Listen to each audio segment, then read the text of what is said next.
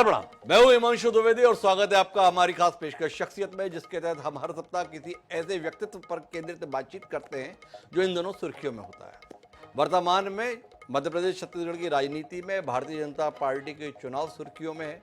छत्तीसगढ़ में नए प्रदेश अध्यक्ष के संदर्भ में ऐलान हो चुका है।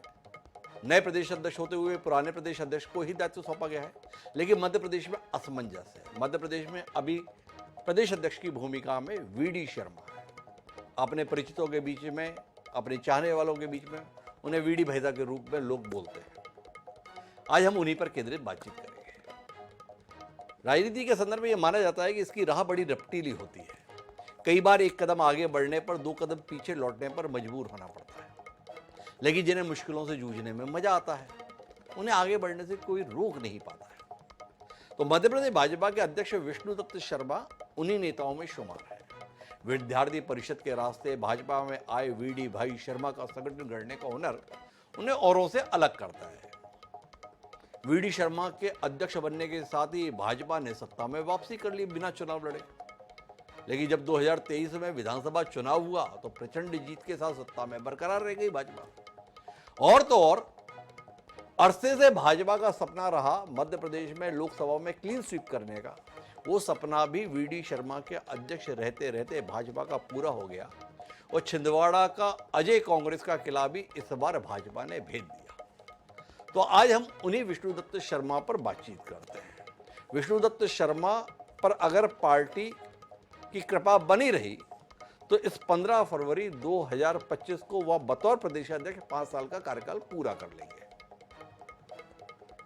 कैसी है वीडी शर्मा की शख्सियत, इस पर हमें बात करनी है। 4 खास मेहमान हमारे साथ उन पर केंद्रित बातचीत का हिस्सा बनने के लिए मौजूद हैं। उनसे आपको रूबरू कराएं और वीडी शर्मा की शख्सियत को समझने की कोशिश करें। उससे पहले देखते हैं वो खास रिपोर्ट का पहला भाग जो हमारे वरिष्ठ साथी अजय जी ने वीडी शर्मा को केंद्र में रखकर तैयार किया है। देखिए इस रिपोर्ट का पहला भाग। साहिल के सुकून से इनकार है किसे, लेकिन तूफान से लड़ने में मजा ही कुछ और है। देश भर के भाजपा संगठनों में सर्वश्रेष्ठ माने जाने वाली मध्य प्रदेश भाजपा के अध्यक्ष विष्णुदत्त शर्मा यानी वीडी शर्मा के काम करने का अंदाज कुछ इसी तरह का है। वीडी शर्मा 1 दशक पहले तक भाजपा विचार परिवार के संगठन अखिल भारतीय विद्यार्थी परिषद का झंडा बुलंद कर रहे थे। अपने ही विचारों वाली सरकार के बावजूद छात्रों की समस्याओं को लेकर सड़कों पर उतरे और संघर्ष किया। और जब उन्हें विद्यार्थी परिषद छोड़ भाजपा संगठन के लिए काम करने का आदेश हुआ तो उसी शिद्दत के साथ भाजपा का झंडा और बुलंद करने में जुट गए। संगठन गढ़ने के हुनर ने उन्हें 2019 में उस खजुराहो लोकसभा सीट का सांसद बनवा दिया जो उनके कार्यक्षेत्र का हिस्सा नहीं थी। इसी हुनर के चलते फरवरी 2020 में वीडी शर्मा को पार्टी के प्रदेश अध्यक्ष की कमान सौंप दी गई। 2018 का चुनाव हारकर सत्ता से बाहर हो चुकी भाजपा के नए अध्यक्ष के लिए हार से मायूस कार्यकर्ताओं में जोश भरने की बड़ी चुनौती थी। कोरोना काल के होने के बाद भी वीडी शर्मा अपनी राह पर चल पड़े और भाजपा जीवंत हो उठी। तभी मध्य प्रदेश की सियासत में तूफान उठा और सत्ता की चाबी फिर भाजपा के हाथ आ गई। इस उपलब्धि को तमाम विशेषणों से नवाजा गया, लेकिन सबसे बड़ा विशेषण था वीडी शर्मा शुभंकर साबित हुए। इस सियासी बदलाव के चलते 28 विधानसभा सीटों पर हुए उपचुनाव में 28 में से 21 सीटें भाजपा ने जीती और दल बदलाव से बनी सरकार स्थायी हो गई। फिर वीडी शर्मा के संगठन में पीढ़ी बदलाव का प्रयोग कर डाला। इससे भाजपा के अंदर खाने में घमासान मच गया। सत्ता के गलियारों में भी वे चुनौती लगने लगे। उनके खिलाफ एक बड़ा खेमा दम भरने लगा। लेकिन विष्णुदत्त शर्मा ने चुनौतियों से पार पाना पहले ही सीख लिया था, इसलिए उनके काम में न दबाव दिखा और न झुकाव। इससे समर्पित आम कार्यकर्ता संगठन के काम में जुट गया। नतीजा 2030 के विधानसभा चुनाव में दिखा।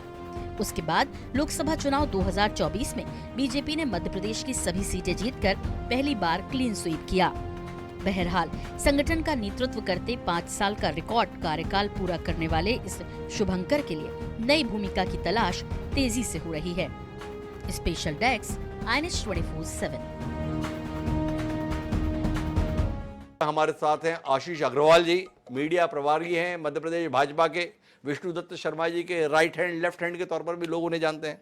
हमारे साथ मुकेश नायक जी हैं। मुकेश नायक जी कांग्रेस के मीडिया विभाग के अध्यक्ष हैं और उस क्षेत्र में खासे सक्रिय हैं, जो वर्तमान में विष्णुदत्त शर्मा की संसदीय कर्मभूमि है, मतलब सांसद जिस क्षेत्र से हैं। हमारे साथ रमेश शर्मा जी हैं, वरिष्ठ पत्रकार हैं, ख्याति प्राप्त, वो हमारे साथ हैं।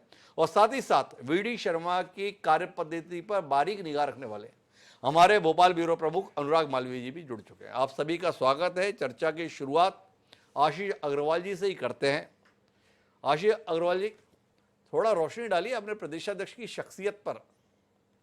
किसी नेता विशेष की कृपा से अध्यक्षी चल रही है अध्यक्ष जी की, या कुछ काम वाम भी ऐसा था जिसके चलते न केवल अध्यक्ष बने गए कि अध्यक्ष के रूप में सफल भी हो गए? थोड़ा रोशनी देंगे, क्या महसूस किया है विष्णुदत्त शर्मा जी को? संघ कृपा ने विष्णुदत्त शर्मा को इस जगह पर बना रखा है, या कुछ ऐसा है भी जिसके चलते इस जगह पर यह शख्स आ रखा है? हिमांशु जी, सबसे पहले तो आपको और आपके दर्शकों को मेरा बहुत नमस्कार।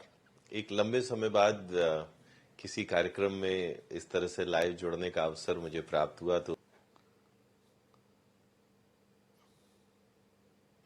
उसके शब्दों से अधिक उसके कामों से पहचाना जाता है। से अधिक उसके कामों से पहचाना जाता है। और जब मध्य प्रदेश संगठन की बात होती है तो मध्य प्रदेश संगठन वो गौरवशाली संगठन है जिसे कुशाभाऊ ठाकरे जी के द्वारा सिंचित किया गया है। और ऐसे में यहां पर नेतृत्व की कमान संभालना भी अपने आप में जीवन का एक गौरवदायी क्षण होता है। चाहे जितने भी अध्यक्ष हो, पर सदैव ने इस संगठन को मजबूत करने में योगदान दिया। चूंकि आपका कार्यक्रम आज मूलतः विष्णुदत्त शर्मा जी के उस कार्यकाल पर है, और सौभाग्य से मुझे भी उस कार्यकाल में अहम भूमिका निभाने का एक अवसर मीडिया प्रभारी के तौर पे मिला, तो मैं अपने अनुभव आपके साथ साझा करूंगा। तो विष्णुदत्त शर्मा जी के आप शख्सियत और कार्यकाल की अगर बात करें तो मुझे लगता है कि 2020 में उपचुनावों से जो एक शुभंकर उन्हें नाम मिला, क्योंकि जब 15 महीने की गलती से जो कमलनाथ जी की सरकार बनी, जहां पर सिर्फ वादा खिलाफी और भ्रष्टाचार था, और उसके बाद वो घड़ियां आई जब सरकार हमारी बनी और 2/3 सीटों से उपचुनाव हम जीते, तो वहां से शुभंकर जो शब्द है वो विष्णुदत्त शर्मा जी को मिला। और उसके बाद जो वो जीत का और जो शुभंकर का जो एक खिताब है वो निरंतर बना रहा।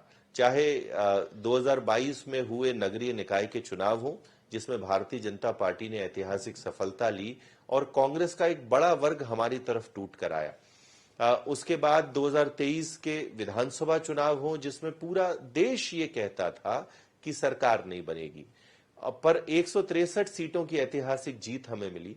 और फिर लोकसभा का नंबर आया। लोकसभा में पहली बार हमने 100% सीटें जीती, 29 के 29, और कई सीटों के मार्जिन तो ऐसे थे कि जिनकी धमक पूरे देश में थी। और इन चुनावों की जीत के बाद जब संगठन की बारी आई, संगठन पर्व आया, तो संगठन पर्व में चाहे बूथ हो, चाहे मंडल हो, चाहे जिलाध्यक्ष हो, भारतीय जनता पार्टी मध्य प्रदेश संगठन ने सदैव इस देश में अग्रणी भूमिका निभाई। तो ये अपने आप में उनके व्यक्तित्व और उनके कृतित्व को परिभाषित करने के लिए पर्याप्त है। नहीं आशीष जी, इसमें तो बड़ा भ्रम पैदा हो गया मुझे, तो थोड़ा मेरे भ्रम को दूर करने की कोशिश कीजिए। शुभंकर, ये शुभंकर शब्द से किसी के भाग्यवान होने का बोध होता है कि कोई बहुत भाग्यशाली है, इसलिए वो शुभ है। तो वीडी शर्मा को हम क्या देखें? एक भाग्यवान व्यक्ति है जो भाग्य की प्रबलता के चलते इतने महत्वपूर्ण पदों पर दिखाई दे जाता है, या एक पुरुषार्थी व्यक्ति है, एक पराक्रमी व्यक्ति है जो हालात को अपने अनुसार बदल लेता है? क्या देख पाए आप वीडी शर्मा को? एक भाग्य की प्रबलता के तहत सफलताओं के शिखर पर चढ़ता हुआ शख्स, या जिसकी जिंदगी में झंझावत है, रुकावटें हैं, मुश्किलें हैं, उनसे जूझता हुआ सीढ़ियां चढ़ता हुआ शख्स? थोड़ा समझना चाहता हूं मैं। देखिए, सबसे पहले तो हिमांशु जी, आपने बहुत अच्छी बात कही। किसी भी व्यक्ति के जब हम जीवन काल को देखते हैं जी, और एक लंबे समय तक अगर निरंतर सफलता अगर उसे मिलती है, तो वो भाग्य नहीं, प्रारब्ध नहीं, पुरुषार्थ और पराक्रम से ही मिलती है। वीडी शर्मा जी कोई नया नाम नहीं है। अखिल भारतीय विद्यार्थी परिषद में एक लंबे समय से सबसे नीचे से, फर्श से शुरू होकर अर्श तक की जो उनकी कहानी है, जो उनका कार्यकाल है, वो सबने जाना है। वहां पर भी उन्होंने सदैव निर्माता का काम किया। नए कार्यकर्ताओं का निर्माण हुआ, नए कार्यालयों का निर्माण हुआ और अखिल भारतीय विद्यार्थी परिषद को जिस तरह से उन्होंने कार्यकर्ताओं को तैयार करने वाली एक संगठन के तौर पे और एक युवा शक्ति के तौर पे उनके नेतृत्व में जब ये कार्यकाल रहा, उसी के बाद संगठन ने देख के समझ के उनको यहां पर महामंत्री के तौर पे बनाया। महामंत्री के तौर के बाद जब वो अध्यक्ष बने, निरंतर उन्होंने ये नई भाजपा खड़ा करने का विषय हो, पुरानों को सम्मान देने की बात हो या फिर संसाधनों को नया निर्माण करने की बात हो, ये सारी की सारी चीजें की। तो जो नेतृत्व क्षमता, जो निर्णायक उनके अंदर एक स्वभाव है और जो पुरुषार्थी और पराक्रमी भाव है, वो इन सारी सफलताओं का कारण रहा है। पर भारतीय जनता पार्टी में हम कहते हैं कि कार्यकर्ता ही हमारे लिए सर्वोपरि है और कार्यकर्ता को नेतृत्व देने वाला उदाहरण के साथ, अंग्रेजी की पुनः मैं एक कहावत दोहराऊंगा, लीडर लीड बाय एग्जाम्पल। तो वीडी शर्मा जी की सबसे अच्छी बात जो मुझे ध्यान आती है, वो सदैव उदाहरण पेश करते हुए नेतृत्व करते हैं। चाहे जमीन पर उतरकर गांव चलो अभियान में सीधे दिग्विजय सिंह के क्षेत्र में जाना हो या 163 सीटें जीतने के लिए वो एक रणनीति तैयार करना हो जिसके लिए बूथ का डिजिटलाइजेशन हो, मेरा बूथ सबसे मजबूत जैसे कार्यकाल हो और किसी भी नेता को ना छोड़ना। अगर दिग्विजय सिंह के खिलाफ वो मुखर हुए तो पूरी दृढ़ता से हुए, उनके भ्रष्टाचार के खिलाफ अगर कमलनाथ के लिए वो बोले तो पूरी मुखरता से हुए। तो ये प्रारब्ध नहीं, ये पुरुषार्थ और ये पुरुषार्थ और पराक्रम है। मेरे साथ मुकेश नायक जी है। मुकेश नायक जी भी वीडी शर्मा के कार्य पद्धति को बड़ी बारीकी से देखते हैं। उन्हें तो खास अफसर भी रहता है क्योंकि संसदीय क्षेत्र भी वीडी शर्मा जी का उनके साथ जुड़ा हुआ है। नायक साहब, क्या देख पाए आप वीडी शर्मा को? सफल राजनेता है ये तो हमें दिखाई देता है, पर सफल के साथ सरल राजनेता है या कुटिल राजनेता है? सफलता के पीछे उनकी सरलता मूल कारक है या कुटिलता मूल कारक है? इस पर नायक जी का दृष्टिकोण जानने में हमारी दिलचस्पी है। कैसे देखते हैं अपने प्रतिद्वंदी को आप? हिमांशु जी, आपको मालूम है कि मैं इस कार्यक्रम में आने के लिए तैयार नहीं था, लेकिन आप अपने प्रभाव से मुझे इस कार्यक्रम में आपने बिठा लिया। उसका कारण ये है कि इस कार्यक्रम का फॉर्मेट इस तरह का नहीं है कि बहुत ज्यादा किसी की आलोचना की जाए। ये कार्यक्रम है एक समीक्षा के लिए, किसी भी व्यक्ति के व्यक्तित्व, उसके विचार, उसके कार्य करने का तौर तरीका, उसकी हम समीक्षा करें। और ये कार्यक्रम पहले तो आपने जब चलाया था तो उन लोगों के लिए चलाया था जिनको आप लाइफ टाइम अचीवमेंट अवार्ड देना चाहते हैं, लेकिन अभी आपने ज्वलंत सामने सक्रिय नेताओं पर भी ये कार्यक्रम केंद्रित किया, वो अच्छी बात है।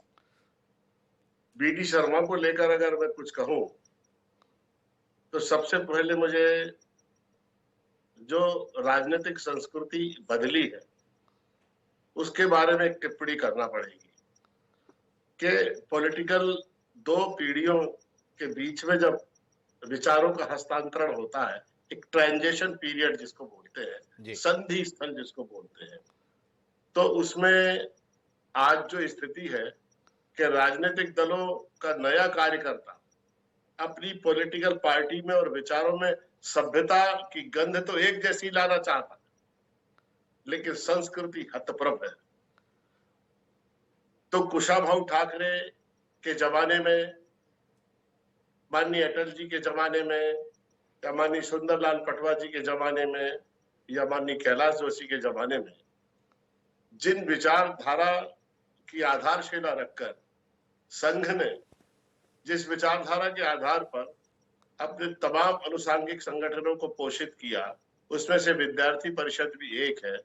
और आप माने या ना माने, ये भारतीय जनता पार्टी भी वस्तुतः संघ का ही अनुसांगिक संगठन है। जी, मैं सहमत हूं आपकी बात से 100%। मैं केवल ये कहना चाहता हूं कि अभी कार्यक्रम में मैं बदलाव कर रहा था पॉलिटिकल कल्चर, एक राजनीतिक संस्कृति जो बदली है। इस बदलती हुई राजनीतिक लोग रहे, उसमें वीडी शर्मा भी एक व्यक्ति है। और आपने अभी बात करी कि वो भाग्य से है या पुरुषार्थ से है। मैं मानता हूं कि एक कार्यकर्ता के रूप में हम सब लोगों ने, हमारी कोई बहुत कोई हमारी कोई बहुत पृष्ठभूमि किसी राजनीतिक परिवार की नहीं रही है।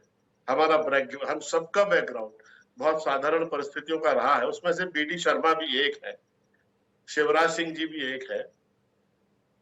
लेकिन मैं ये कहना चाहता हूं कि इन्होंने पुरुषार्थ से कहीं ज्यादा अपने भाग्य के बल पर जो कुछ भी किया वो अर्जित किया। ये भाग्यशाली है, पुरुषार्थी नहीं है।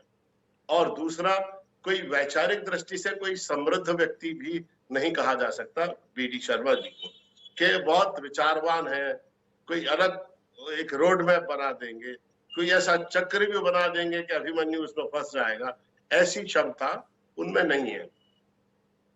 दूसरी चीज, जो अभी बात चल रही थी, हमारे छोटे भाई बहुत ही अच्छे व्यक्ति है आशीष अग्रवाल जी, वो ये कह रहे थे कि इतने चुनाव जीते और शुभांकर है वो व्यक्ति। देखिए, राजनीति में या किसी भी क्षेत्र में आज के समय में सफलता का तो महत्व है ही, और मैं ये कहूं कि केवल सफलता का ही महत्व है तो अतिशयोक्ति नहीं होगी। क्योंकि लोकतंत्र में जो दूसरे नंबर पर कोई व्यक्ति आया है, चाहे वो 1 वोट से हारा हो, उसका कोई महत्व नहीं है। लोकतंत्र में केवल जीतने वाले का महत्व है। इस दृष्टि से उनके नेतृत्व में जो चुनाव हुआ है उन्हें सफल व्यक्ति कहा जा सकता है। लेकिन किसी भी राजनीतिक दल को एक चुनाव जीतने की फैक्ट्री बना देना, किसी भी राजनीतिक दल को एक चुनाव हारने और जीतने का कारखाना समझना, यहाँ यही एक गलती हुई है भारतीय जनता पार्टी से, जहां वो संघ की विचारधारा से अलग हुए हैं। जो लोग भी संघ से बीजेपी में एलिवेट हुए, संघ से बीजेपी में आए हैं, संघ में जब तक रहे उनके भीतर एक शुचिता थी, आचरण था, सहजता थी, सरलता थी, त्याग था और विचारों के परिमार्जन का एक मार्ग था। लेकिन जैसे ही वो बीजेपी में एलिवेट हुए हैं तो उन सबकी हालत ये हुई है कि जैसे बहुत दिनों से निराहार और भूखी, कमजोर और जर्जर इंद्रियां अवसर आते ही अपने भोगों पर टूट पड़ती हैं, ऐसा ही हमने ये बीजेपी में आए हुए, संघ से बीजेपी में एलिवेट हुए लोगों को देखा है। और यही कारण है कि उनके अंदर आने वाली गिरावट की वजह से जो पूरी पॉलिटिकल कल्चर बीजेपी के अंदर चेंज हुई है और बीजेपी किसी भी कीमत पर चुनाव जीतने का जो कारखाना बन गई है, किसी भी कीमत पर दूसरे को हरा देने का जो विचार बन गई है, इसके कारण ही जो पॉलिटिकल कल्चर है उसमें गिरावट आई है। पूरी बीजेपी को एक तरफ माननीय मोदी जी ये कहते थे कि हमें भारतीय जनता पार्टी को जो है, हमें कांग्रेस विहीन भारत का निर्माण करना है और उसका इंस्ट्रूमेंटल है भारतीय जनता पार्टी। लेकिन वीडी शर्मा जैसे ही लोग थे जिन्होंने बीजेपी को कांग्रेस बना देने का काम किया।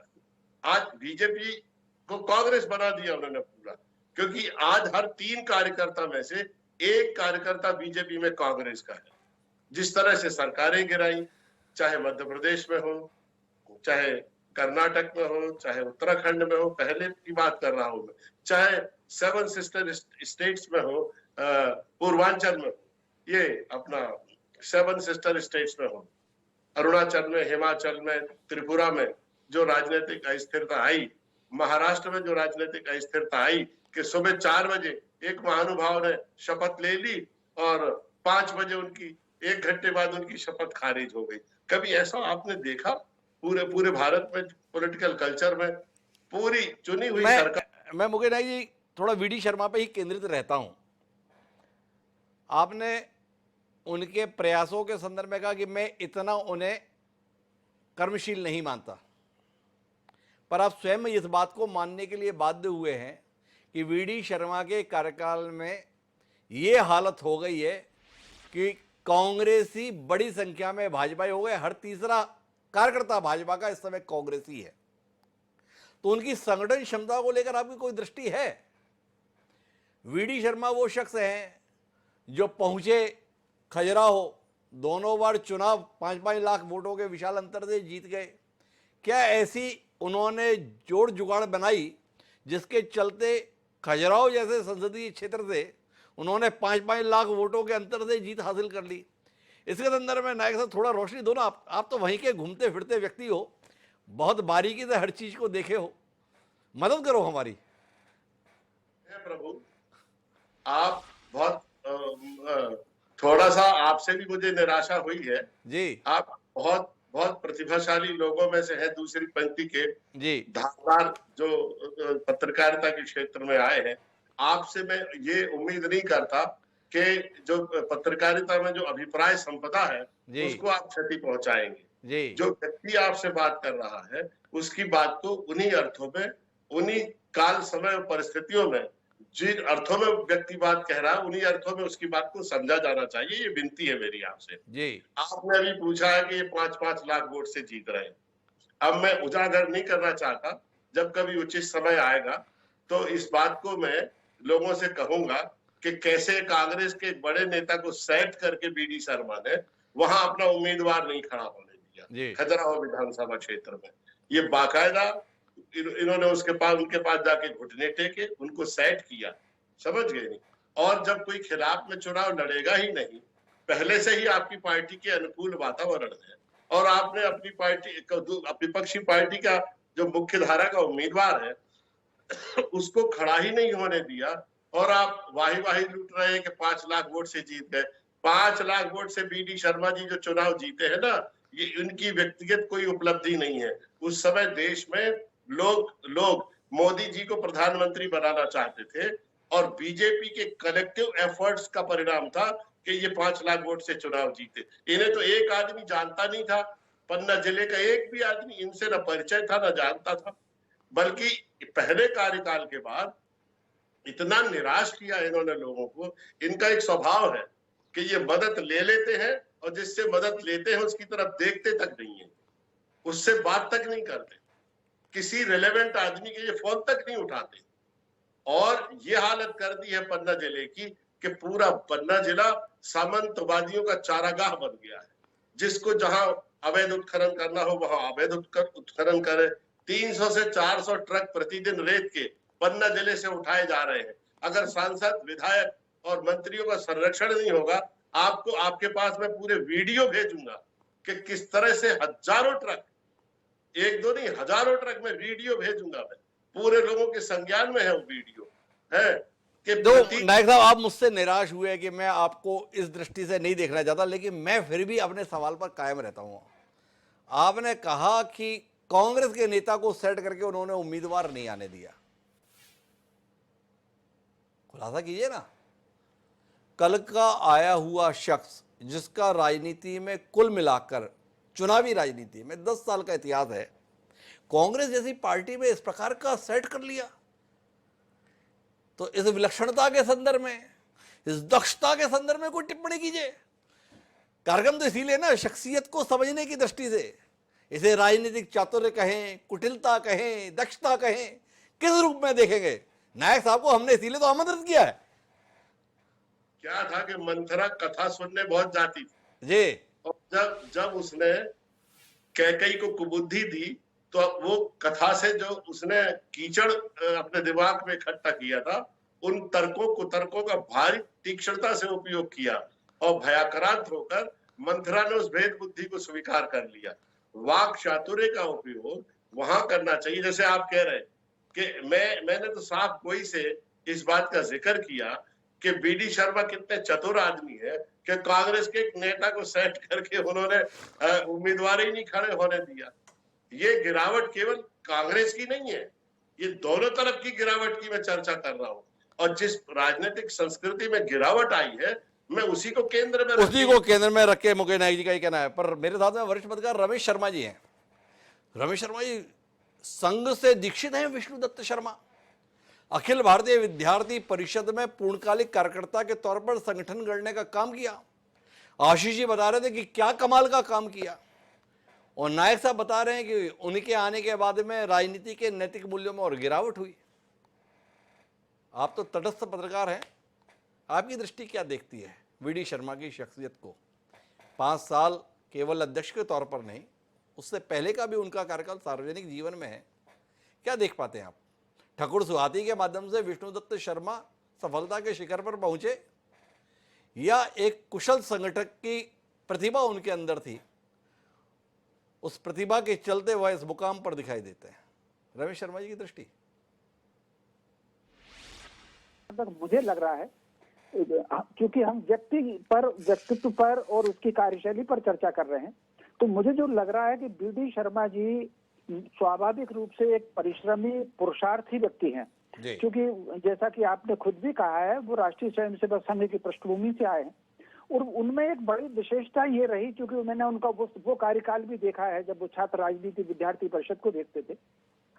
उनके व्यक्तित्व की एक बड़ी विशेषता ये है, जो भाजपा के कुछ नेताओं में देखी थी मैंने, कुशाभाऊ जी ठाकरे में देखी थी, सुंदरलाल जी पटवा में देखी थी, कैलाश नारायण सारंग में देखी थी। कई बार वो व्यक्ति और विषय को देख करके बात करते हैं।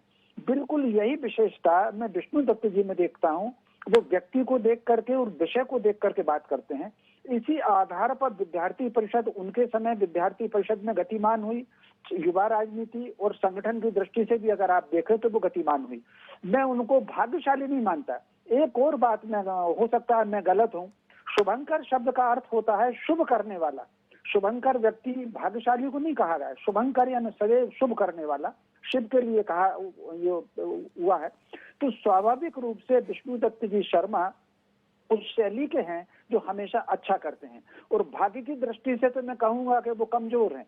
उनको कहीं ना कहीं परिश्रम पुरुषार्थ के कारण उनको ये प्रतिष्ठा मिली है, और भाग्य की दृष्टि से कमजोर मैं इसलिए मानता हूँ क्योंकि मैंने चर्चाएं सुनी थी, हो सकता है मैं गलत हूँ, ये आशीष जी बताएंगे कि 2018 में उनका विधानसभा टिकट लगभग फाइनल हो गया था गोविंदपुरा से, और उस वक्त उनका टिकट मिलता और भाजपा बहुमत में आती तो मुख्यमंत्री बीडी शर्मा ही होते। ऐसी मैंने चर्चाएं सुनी हैं। अगर भाग्य प्रबल होता तो वो उनका टिकट वहां से कटता नहीं, और फिर कुल मिलाकर के फिर वो लोकसभा पहुंचे। तो कुल मिलाकर के वो परिश्रमी हैं, पुरुषार्थी हैं। और फिर एक और बात है, उनके कार्यकाल में एक वातावरण अनुकूल इसलिए भी मिला क्योंकि कई बार एक और एक मिलकर के 11 होता है।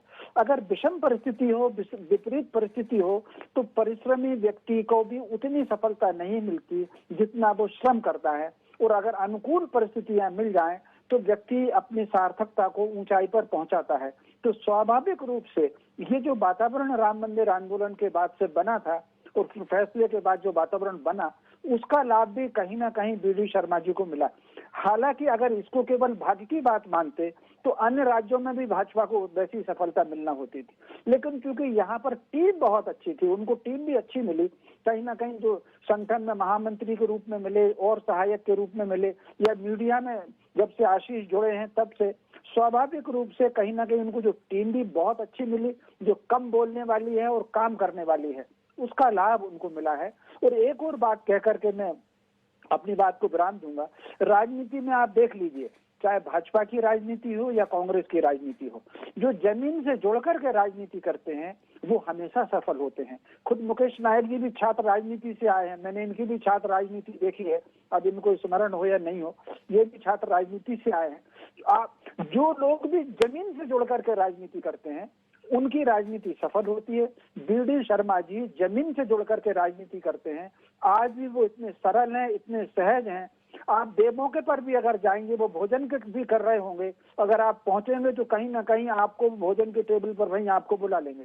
तो मोटे तौर पर उनकी सहजता, उनकी सरलता, उनकी कर्मठता, उनका परिश्रम, उनका पुरुषार्थ उनकी सफलता का प्रतीक है। अच्छा, एक बात बताइए रमेश जी, अमूमन जो संगठन होता है अगर पार्टी सत्ता में आ जाए तो उसका अनुचर सा बन जाता है। ऐसा लगता है कि उसकी सत्ता की सेवा करने के लिए संगठन है। वीडी शर्मा के संदर्भ में आपने क्या महसूस किया? प्रदेश अध्यक्ष उस दौर के मुख्यमंत्री की चरण वंदना के लिए मौजूद रहते हैं, या वीडी शर्मा को आपने एक अध्यक्ष के तौर पर उस गरिमा के साथ देखा कि संगठन के चलते पार्टी सत्ता में आती है, ना कि सत्ता के चलते पार्टी चलती है? इसमें कुछ अंतर आपको दिखा? इसमें आपका कोई आकलन? निश्चित रूप से इस मामले में मेरा आकलन ये है कि स्वाभाविक रूप से इसमें कोई शक नहीं कि सत्ता का एक आकर्षण होता है, सत्ता की एक महत्ता भी होती है, उस सत्ता का अपना एक सम्मान भी होता है। उसके बावजूद भी उसकी जो भूमिका रहती है वो संगठन से रहती है। बीडी शर्मा जी को जो मैंने देखा है, तो स्वाभाविक रूप से जो मुख्यमंत्रियों का है वो यथोचित उनका सम्मान तो करते हैं, लेकिन उनका सारा का सारा जोर संगठन के ऊपर रहता है कि संगठन का विस्तार हो। आप कल्पना कर सकते हैं उनके कार्यकाल में ही जो मतदान केंद्र स्तर तक जो टीम बनी हुई है, मैं समझता हूँ वो बहुत अद्भुत उनकी टीम बनी हुई है। इसके अलावा वो कहीं भी रहे, ऐसा मैंने सुना हुआ है, पता नहीं कितना सही है कितना गलत है, वो कहीं भी हो तो संगठन के चुनाव जब अभी चल रहे थे वो बराबर उनका फीडबैक भी ले रहे थे।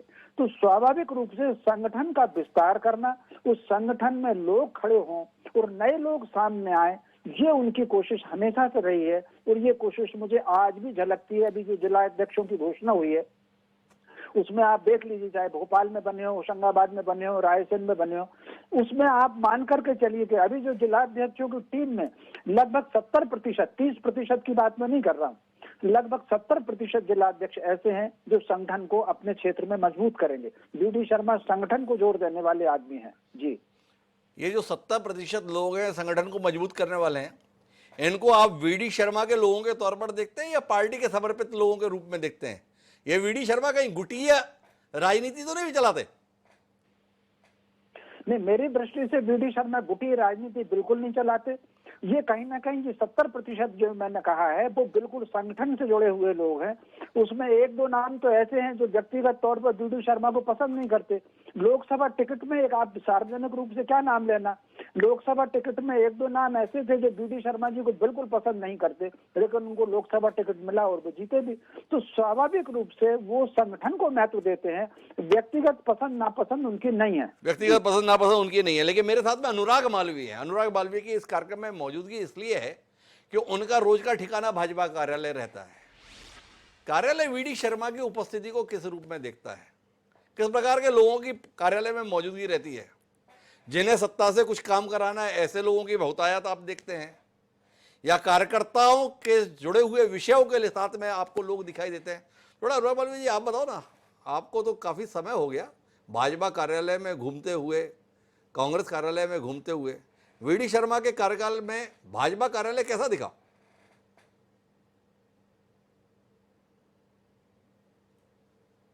वीडी शर्मा की तो कार्यालय में बहुत बड़ा बदलाव है। कार्यालय में बदलाव के साथ साथ कार्यशैली में भी बदलाव है, और सिर्फ प्रदेश अध्यक्ष की कार्यशैली नहीं, कार्यकर्ताओं की और पदाधिकारियों की कार्यशैली में बड़ा बदलाव है। और इस बदलाव को हम ऐसे समझ सकते हैं कि दो पूर्व के प्रदेश अध्यक्षों की बात करें, नंद कुमार सिंह चौहान की या फिर राकेश सिंह जी के समय की बात करें, तो निश्चित रूप से एक बीजेपी प्रदेश कार्यालय में कार्यकर्ता आधारित पार्टी जरूर कही जाती थी, लेकिन एक डलनेस या एनर्जी लेवल है वो बहुत बदला। वीडी शर्मा के आने के बाद वो बहुत ऊपर आया है। एक ऊर्जा कार्यालय में ज्यादा दिखनी, इसमें कोई दो राय नहीं हो सकती, कोई भी इस बात को चैलेंज नहीं कर सकता। आशीष जी ने भी देखे हैं, तमाम कार्यालय आदरणीय शर्मा जी ने भी देखे हैं। वो जो एनर्जी लेवल ऊपर आया है वही कारण है कि परिणामों में इतना अंतर 163 या 29 का जो नंबर है, ये नंबर इतनी आसानी से नहीं हो सकता कि कोई व्यक्ति सिर्फ लकी है या कोई व्यक्ति जो है उसको अनुकूल परिस्थितियां मिल गई। हर व्यक्ति का एफर्ट है, और हर व्यक्ति का एफर्ट तभी होगा जब आपके लीडर का प्रॉपर एफर्ट होगा। तो वो लीडरशिप क्वालिटी वीडी शर्मा में है। और निश्चित रूप से क्योंकि एबीवीपी के समय भी मैंने उनको काफी करीब से देखा है, एबीवीपी नॉन ऑर्गेनाइजेशन या एनएसयूआई के समतुल्य जो हुआ है वो वीडी शर्मा के समय हुआ है।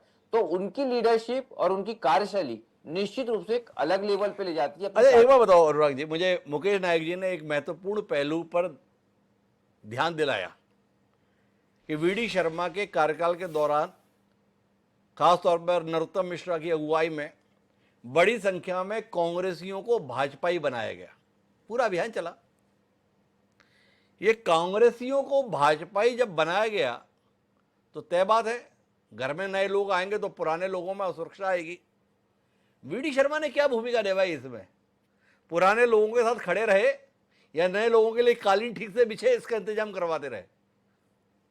बहुत ही महत्वपूर्ण बात है, और ये बात शायद मुकेश नायक जी को जरूर जाननी चाहिए कि भाजपा में जो लोग आए हैं कांग्रेस से, अगर भाजपा प्रदेश अध्यक्ष ने संगठन या परिणामों की अनुकूलता के लिहाज से उनको स्वीकार जरूर किया होगा, लेकिन इनिशिएटिव की बात करते हैं हम। एक उदाहरण देते हैं मुकेश नायक जी को। नरेंद्र सलूजा जी जब कांग्रेस में आए हैं, मुकेश नायक जी आप आश्चर्य करेंगे कि वीडी शर्मा जी तो थे ही नहीं भोपाल में, इतना बड़ा व्यक्ति जो उस समय इतनी की पोजीशन पे था, वो कांग्रेस से भाजपा ज्वाइन करते हैं और वीडी शर्मा अपने किसी दूसरे महत्वपूर्ण संगठन के कार्यक्रम में बाहर होते हैं। नरोत्तम मिश्रा ज्वाइनिंग टोली के प्रमुख होते हैं। बहुत बार ये होता है कि आखिरी टाइम पे नरोत्तम मिश्रा जी की तरफ से इंफॉर्मेशन होती है और उसके बाद वीडी शर्मा भाजपा कार्यालय पहुंचते हैं। आशीष अग्रवाल जी भी जानते हैं। तो वीडी शर्मा कांग्रेस को तोड़ने में लगे रहे अपने कार्यकाल में, ये नहीं हुआ। हाँ, ये जरूर हुआ कि एक ऐसी स्ट्रेंथ कांग्रेस की भाजपा में उनके कार्यकाल में आई। तो ये एक क्लब एफर्ट था। ये इसमें वीडी शर्मा की भूमिका कम, बाकी लोगों की भूमिका रहती है। मैं आशीष जी, मुकेश नायक जी की एक आपत्ति या ऑब्जर्वेशन जो भी कहें उस पर आपसे बात करना चाहता हूं। मुकेश नायक जी ने कहा कि देखो, वीडी शर्मा एक ऐसे शख्स हैं जो मदद तो ले लेते हैं, पर जिनसे मदद लेते हैं बाद में उनके साथ निभाते नहीं है। ऐसा वैसा अमूमन राजनीतिज्ञों का चरित्र होता ही है। आपके अध्यक्ष जी भी इसी चरित्र के व्यक्ति हैं या इसके संदर्भ में आपका अनुभव कुछ अलग है? मुकेश नायक जी ने बड़े पते की बात बतानी चाहिए, खोलनी चाहिए। आप कुछ खोलना चाहेंगे?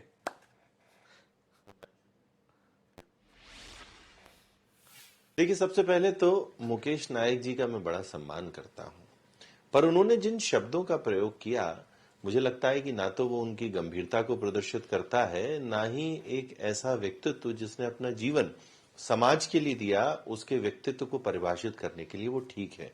इससे थोड़ी सी और गंभीरता, इससे थोड़ा सा दलित राजनीति से उठ के मुकेश नायक जी बात करते तो शायद उनका सम्मान मेरी नजर में और बढ़ता। उन्होंने जो कहा, इस देश के लोकतंत्र और जनतंत्र को अपमानित करने वाला है। मुकेश नायक अगर ये मानते हैं कि अगर चुनाव जीते जा सकते हैं प्रबंधन से, लोगों को खरीदने से, लोगों को तोड़ने से, तो मुझे लगता है कि सबसे बड़ा प्रश्न चिन्ह तो वो अपनी पार्टी और अपने नेता राहुल गांधी पे ही लगा रहे। फिर उन्होंने स्वयं स्वीकारा कि वो चतुर हैं, तो चातुर राजनीतिक अगर है और निरंतर अगर परिश्रम और पराक्रम से सफलता मिल रही है, तो मुझे लगता है कि हम सबको उसको स्वीकारना चाहिए। इस देश की जनता को अपमानित करने के लिए अगर मुकेश नायक जी बैठे हैं, तो कांग्रेस का जो हाल है वो सबके सामने है। अब बात आती है कि इस देश में राजनीति, चाहे भाजपा हो या कांग्रेस, हम अपने विचार को बढ़ाने के लिए करते हैं। हमारा विचार है राष्ट्रवाद, हमारा विचार है विकासवाद, हमारा विचार है अंत्योदय। और अपने विचार से प्रभावित करते हुए, मोदी जी की नीतियों पे स्टैंप लगवाते हुए अगर कांग्रेस के कार्यकर्ता हम पर आते हैं, तो ये आत्ममंथन और अवलोकन तो मुकेश नायक को करना चाहिए, जीतू पटवारी को करना चाहिए, जिनके नेतृत्व में लाखों कार्यकर्ता छोड़कर चले गए, ना कि उसका दोष हम पर मोड़ना चाहिए। मुझे पंक्तियां याद आती हैं कि लोग डूबते हैं तो समुंदर को दोष देते हैं, मंजिलें नहीं मिलती तो किस्मत को दोष देते हैं, खुद तो संभल कर चलते नहीं और लगती है तो पत्थर को दोष देते हैं। तो कुछ इस तरह का आज चरित्र मुकेश आता हूं नायक साहब आपके पास में, आशीष जी की बात पूरी हो जाए। आशीष, वो तो सब ठीक है, आपने मेरे मूल सवाल पर नहीं आए। देखो, नायक साहब ने बड़ी पते की बात कही थी। वो अमूमन राजनीति के ऊपर बड़ा मुफीद बैठता है कि राजनेता जो है जरूरत पड़ने पर मदद तो ले लेता है, पर जिसने मदद की होती है उसे सफलता के बाद भुला देता है। तो आपके सम्मानीय अध्यक्ष विष्णुदत्त शर्मा भी उसी श्रेणी में शुमार है, या आपने जो नजदीकी के साथ इतना समय बिताया है, आपके पास कुछ दूसरे अनुभव हैं, या आपके पास कहने के लिए कुछ और दावा है? इसके संदर्भ में थोड़ा बताइए ना। देखिए, एक तो मुकेश नायक जी ने कोई भी पते की बात नहीं कही है, सिर्फ और सिर्फ उन्होंने कुछ ना कुछ कहना है इसलिए कहा है। मैं दोबारा दोहराता हूं, एक लंबे कार्यकाल से विद्यार्थी परिषद से लेके आज भारतीय जनता पार्टी में 5 साल का जो सफल कार्यकाल है, अगर कार्यकर्ताओं की चिंता नहीं होती, अगर कार्यकर्ताओं को प्रेम और सम्मान के भाव से नहीं देखा जाता, तो क्यों आज मुकेश नायक जैसे, जीतू पटवारी जैसे नेता कहते कि विष्णुदत्त शर्मा जी ने तो अपने ही कार्यकर्ता खड़े कर दिए, अपने ही नेताओं को दायित्व पे दिलवा दिया। तो कांग्रेस पहले आपस में ये आत्मविरोधाभास निपटाए, क्योंकि कांग्रेस के अन्य नेता उमंग सिंगार और जीतू पटवारी कहते हैं कि हमारे अध्यक्ष ने अपने कार्यकर्ताओं को बहुत बढ़ा दिया और ये कह रहे हैं कि कार्यकर्ताओं को बढ़ाते नहीं है, उनकी चिंता नहीं करते हैं। देखिए, इन सब में क्या है, भाजपा के संगठन भाव को समझने का सामर्थ्य नहीं है। जी कहते हैं ना, जैसी नजर वैसे नजारे। तो मुकेश नायक जिस संस्कारों से, जिस चरित्र की पार्टी से बड़े हैं, वहां पर एक गुट दूसरे गुट को निपटाता है और एक नेता कार्यकर्ता को उपयोग करके छोड़ देता है। पर यह भारतीय जनता पार्टी है, यहां पे परिवार भाव है और उस परिवार भाव का एक उत्कृष्ट उदाहरण है विष्णुदत्त शर्मा जी। ये पूरा अरे देश परिवारवाद तो ठीक है, ये बताओ, खबरें तो बहुत छपी है आशीष भाई, आपने भी पढ़ी होंगे, आप तो मीडिया के प्रभारी ही हो। विष्णुदत्त शर्मा के कोटे के 35 जिलाध्यक्ष बने, 38 जिलाध्यक्ष बने, 42 जिलाध्यक्ष बने। कितनी सच्चाई है इसमें? वीडी शर्मा इन 5 साल में अपने कितने साथियों को ठीक से सेट कर लिए, कर पाए कि नहीं कर पाए, या सबको उनके हाल पे छोड़ दिए हैं? भाई बड़ी लंबी फौज नहीं है विष्णुदत्त शर्मा जी के साथ में इन 25-30 सालों की राजनीति में? उनका कुछ हिसाब किताब हो पाया कि नहीं हो पाया? मैं दोबारा, हिमांशु जी, मैं दोबारा कहता हूं, कांग्रेसी पहले ये तय करें कि उन्होंने ज्यादा कार्यकर्ता बना दिए या बिल्कुल नहीं बनाए। हम तो ये कहते हैं कि उन्होंने अध्यक्ष की गरिमा का, अध्यक्ष का जो एक दायित्व है उसका अच्छे से अच्छा निर्वहन किया। बूथ से लेके हमारा जो भी संगठन पर्व है वो जिस लोकतांत्रिक और पारदर्शी प्रक्रिया से बढ़ा है, कांग्रेस 20 साल तक उससे लौट कर नहीं आ पाएगी। विष्णुदत्त शर्मा जी ने अपने कार्यकाल में ना सिर्फ भविष्य की भाजपा को गढ़ा, अपने अध्यक्षीय कार्यकाल में नए कार्यालयों का निर्माण कराया, अपितु अपने विचार का प्रचार प्रसार करते हुए कांग्रेस के उन सामर्थ्यवान, क्षमतावान कार्यकर्ताओं को भी विकासवाद और राष्ट्रवाद के साथ जोड़ा, जिसकी बौखलाहट, जिसकी खींच आज मुकेश नायक जी जैसे। आशीष भाई, अपन अभी क्या है, बौद्धिक में नहीं है, अपन एक शुद्ध राजनीतिक चर्चा में मौजूद हैं और मुद्दे पर आपसे उत्तर की प्रतीक्षा कर रहे हैं। हम लोग प्रत्यक्षदर्शी हैं। विष्णुदत्त शर्मा के इस राजनीतिक सफर में तमाम लोगों ने उनकी जी खोलकर मदद की। आपसे जानना यह है सम्मान्य आशीष अग्रवाल जी कि विष्णुदत्त शर्मा जब इतने महत्वपूर्ण ओहदे पर पहुंचे, इतने महत्वपूर्ण स्थान पर पहुंचे, तो संघर्ष के जो तमाम साथी थे उनको भी समुचित स्थान पर पहुंचाने के लिए उन्होंने कुछ जिजीविषा की, जीवटता दिखाई, कुछ संवेदनशीलता दिखाई, या केवल ज्ञान दे दिया कि आपका तो काम था दरी बिछाना, आप दरी पहले भी बिछाते रहे, अभी भी आगे भी दरी बिछाते रहिए। थोड़ा इसके विषय में बताओ ना, थोड़ी व्यवहारिक बात करो। मुकेश नायक जी को छोड़ो, जो जीवन का यथार्थ है, जो जीवन की व्यवहारिकता है, उस पर आशीष अग्रवाल जैसा कुशाग्र प्रवक्ता कुछ तो रोशनी दे। बड़ी उम्मीद के साथ में हम आपको याद किए हुए हैं आशीष भाई। देखिए हिमांशु जी, दो बातें समझिए। सबसे पहले तो विष्णुदत्त शर्मा जी जैसे जो जीवन है वो स्वयं अपने लिए नहीं जीते, वो संगठन के लिए जीते हैं, समाज के लिए जीते हैं। तो अगर कोई व्यक्ति इस दिशा में उनको देखना चाहता है कि उन्होंने लोगों से मदद ली या लोगों से साथ लिया, तो स्वयं अपने लिए नहीं, वो तो आज भी वही हैं जहां पर पहले थे। संगठन गढ़ने के लिए, चाहे वो विद्यार्थी परिषद का संगठन गढ़ना हो या फिर भारतीय जनता पार्टी का अध्यक्ष के कार्यकाल में संगठन गढ़ना हो, जहां पर भी साथ की आवश्यकता हुई वो ली। और मैं इतना जानता हूं कि अगर उन्होंने जरा साथ लिया होगा संगठन गढ़ने के लिए, तो उससे 10 गुना उस कार्यकर्ता की चिंता की होगी, उससे 10 गुना ज्यादा उसको स्नेह और सम्मान का भाव दिया होगा। सम्मान का भाव दिया होगा। आशीष जी ने गोल गोल घुमाकर हमें आरे को बता दिया कि चिंता मत करो, सबके लिए कुछ ना कुछ किया गया है। पर मैं नायक साहब वापस आपके पास में आता हूं। क्या देखते हैं आप विष्णुदत्त शर्मा का राजनीतिक भविष्य? अब तो सवाल ये है सीधा, जो भी उनकी शैली है, जो भी उनकी राजनीति है, जो भी उनका तरीका है, मुकेश नायक जैसा मजा हुआ राजनीतिज्ञ भविष्य क्या देख पाता है? भविष्य पर आपकी दृष्टि? बहुत स्वाभाविक रूप से मुझे लगता था कि जिस विचारों को, जिस पॉलिटिकल कल्चर की मैंने बात की है, बहुत स्वाभाविक है कि उसको आशीष अग्रवाल जी नहीं समझ पाएंगे। अगर मैं एक प्रश्न इनसे ये भर पूछ लूं कि ये मैंने बात की है दल बदल की।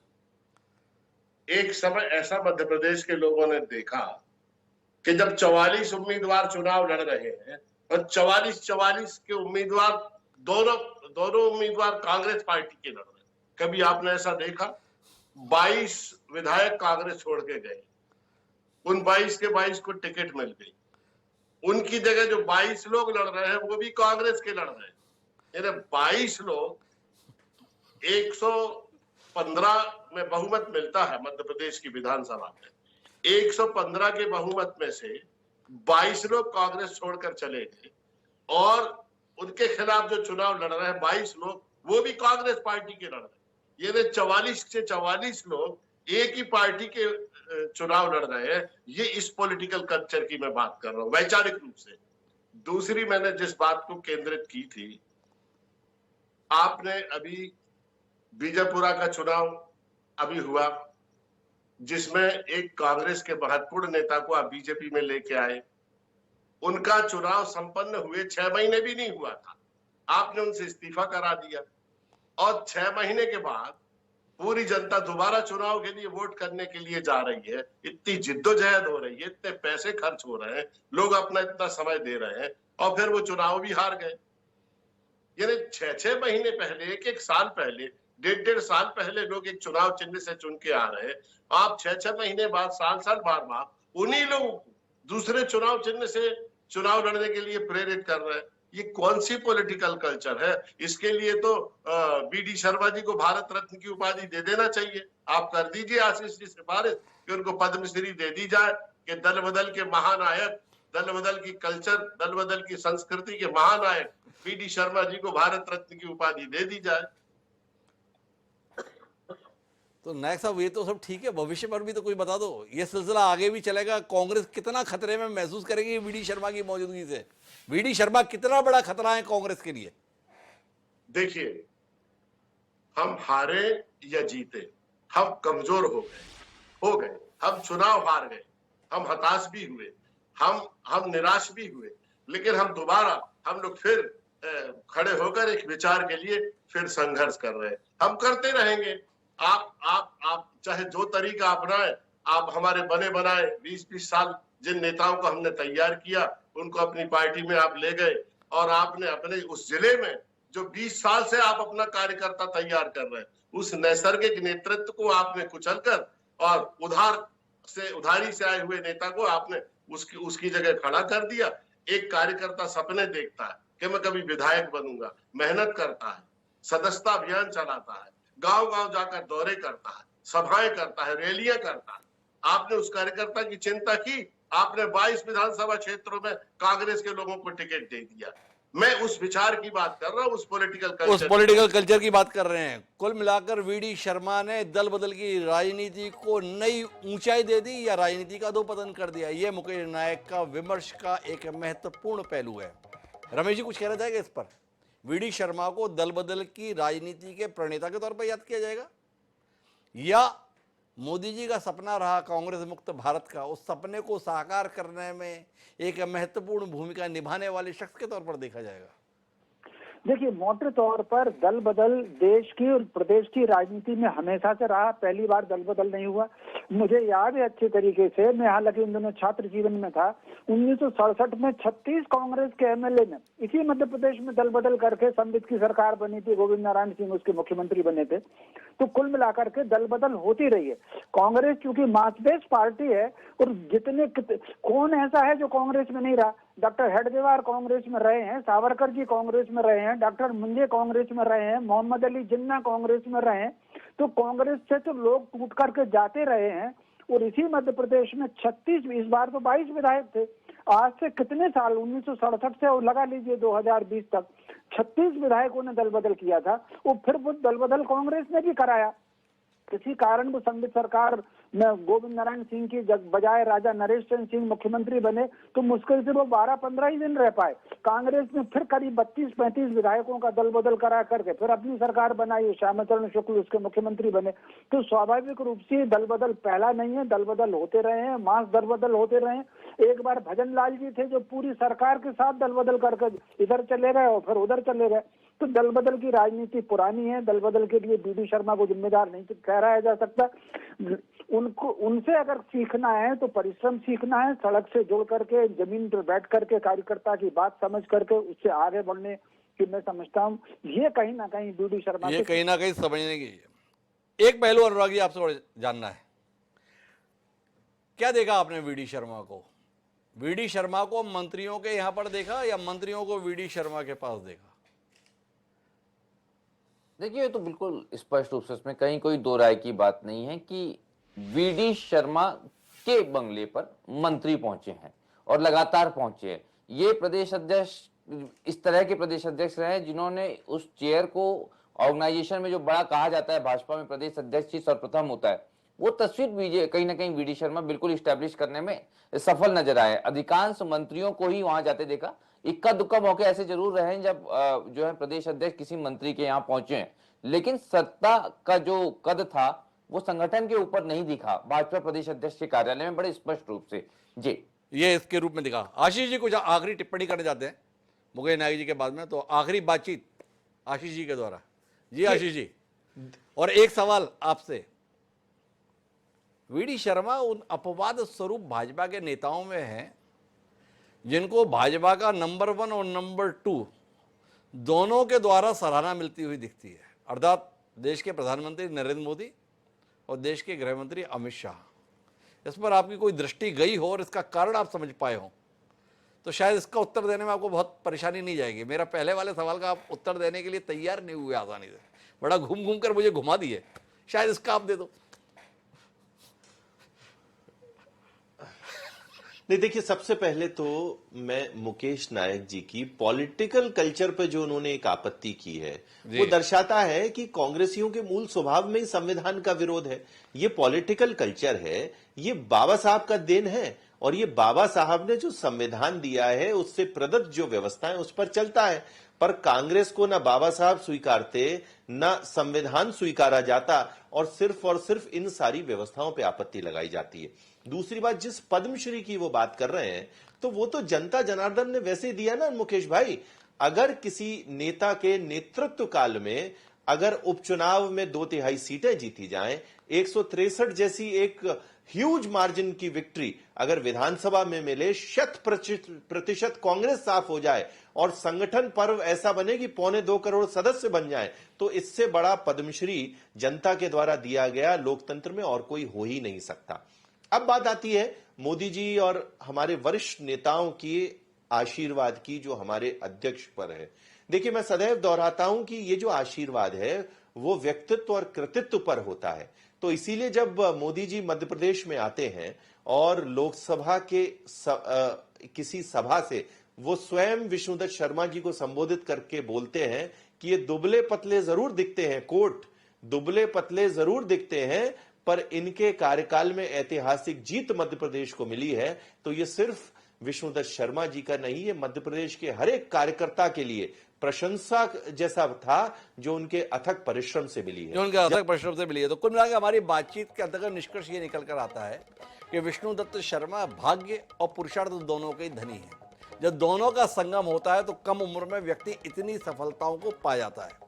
विष्णुदत्त शर्मा अखिल भारतीय विद्यार्थी परिषद के कार्यकर्ता से संगठन मंत्री होते हुए भारतीय जनता पार्टी में आने के बाद नेहरू युवा केंद्र के राष्ट्रीय उपाध्यक्ष, फिर प्रदेश महामंत्री, सांसद, फिर प्रदेश अध्यक्ष के तौर पर भी 5 साल का लंबा कार्यकाल पूरा कर चुके हैं।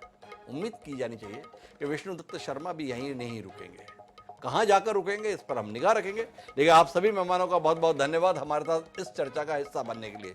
समय है अब उस रिपोर्ट का दूसरा भाग देखने का जो विष्णुदत्त शर्मा को केंद्र में रखकर हमारे वरिष्ठ साथी अजय जी के द्वारा तैयार की गई है। लेकिन उसी के साथ मुझे दीजिए याद, अगले सप्ताह फिर मिलेंगे किसी नई शख्सियत पर। तब तक के लिए सदा प्रणाम।